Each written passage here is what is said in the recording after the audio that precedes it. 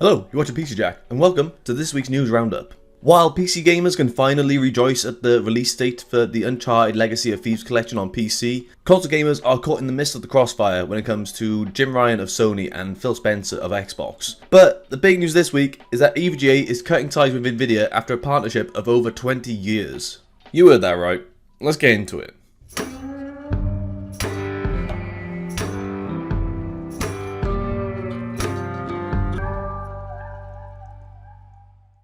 So, in what has been a pretty shocking tale of events, EVGA has decided to cut ties with Nvidia and no longer produce graphics cards. In an extremely low-key press event with tech YouTubers such as Jay's 2 Cents and Gamers Nexus in attendance, EVGA CEO Andrew Han announced the big news. The news being that they will no longer work with Nvidia due to disrespectful treatment. From this article on Dexerto.com, it's explained that during the meeting, they learned that the decision wasn't made based on finances, but on respect instead. Steve of Gamers Nexus explained that he's heard from multiple card manufacturers on just about every launch that they don't find out the basics about the product until it's announced to the public just weeks before launch. Another factor of this is the stranglehold that Nvidia has over their own sales, where on their Founders Edition cards they're actually able to retain much higher profits compared to AIBs who have much more higher costs when it comes to the actual manufacturing of the coolers and the PCB design, as well as the actual employees that they need to look after as well. It's also been claimed that Nvidia CEO Jensen Huang is very dismissive of the efforts that AIBs put into their graphics cards, whether it's for cooler designs or overclocking and whatnot, but generally just shows a high level of disregard for anything they do when it comes to their graphics card releases. So where does this leave EVGA? Well, they've confirmed that they will not be working with AMD or Intel on their graphics cards, and will instead continue with their other lineup of products, whether it be power supplies or motherboards. However, it's worth noting that GPU sales actually accounted for around 80% of EVGA's revenue, so these decisions are going to have some consequences. EVGA's CEO has promised to take care of employees whose job function now ceases to exist, but given the fact that these employees are going to be looking to retain their roles, it seems unlikely that this will last for a very long time. This is really an unprecedented move that will shake the PC hardware industry as a whole, and given the fact that EVGA has had such a long partnership with Nvidia, it seems strange that one of their best AIBs is no longer going to be a thing. This is certainly not the last we've heard about this, so I'll make sure to keep a close eye on this story as it develops, and I'll make sure to update you guys whether it's in the news roundup or in Tech Flashback on Tuesdays.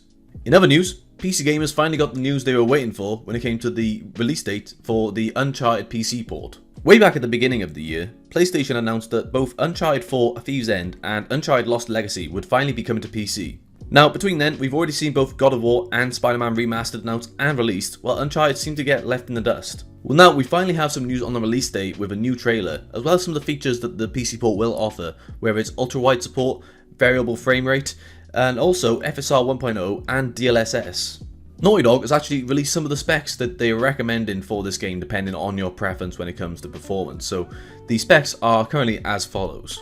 On the low end for 720p 30fps with medium settings, you're looking at either a Core i5 4330 or a Ryzen 3 1200 for your CPU, as well as either a GTX 960 or an R9 290X for your GPU. Stepping up to 1080p 30fps with high settings, you're going to need either a Core i7 4770 or a Ryzen 5 1500X, as well as either a GTX 1060 or an RX 570. For 1440p 60fps with high settings, you'll need either an i7 7700K or a Ryzen 7 3700X, paired with either an RTX 2070 or an RX 5700 XT. Finally, if you're looking to max things out at 4K 60fps ultra settings, then you'll need either a Core i9 9900K or a Ryzen 9 3950X, paired with either an RTX 3080 or an RX 6800. Of course, I will be testing this title to see exactly how performance fares with my test suite, so make sure to check that out when it goes live next month. So as a fan of the original Uncharted game back in the day on the PS3, I'm very excited to finally dive back into these games after such a long time. So it's definitely a good time for PC games right now, but what about in the world of consoles? Well, it's been pretty rough, all things considered, when it comes to Xbox and PlayStation maintaining relations in regards to the Activision Blizzard buyout. Back in February of this year, it was announced that following on from Microsoft's huge acquisition of Bethesda, they would now be acquiring Activision Blizzard for a staggering $68.7 billion. Now, there are currently disputes with the UK government currently intervening while the approval process continues. The big question has been what this means for exclusivity, specifically when it comes to one of Activision's largest titles, Call of Duty. While Xbox has begun the transition to exclusivity with Bethesda titles such as Starfield and Elder Scrolls 6, Xbox head Phil Spencer has promised multiple years of cross-platform support for Call of Duty. However, PlayStation head Jim Ryan is not happy with this given the 3-year duration Xbox is currently offering, as PlayStation claims is inadequate on many levels. And Sony has also said it welcomes the CMA's decision to move forward with a more detailed investigation, and that it would guarantee PlayStation gamers continue to have the highest quality gaming experience. Now, this is pretty rich given PlayStation like to lock down some of the largest game developers in their own ecosystem and having such a large stranglehold on the Japanese market. So for them to come out and say that this is not right is a little bit hypocritical. At this point though, PlayStation should just be honest. They claim this decision is bad for gamers, but we all know that PlayStation is looking after number one, and that's them, and they want to make sure that their own wallets are filled and not having to worry about whether they lose one of the largest titles in the world at this time. Switch things back to hardware though, we should be in for a very interesting week, as on Tuesday 20th of September, Nvidia will be hosting their GeForce Beyond event, where it's expected that they'll finally announce the RTX 40 series.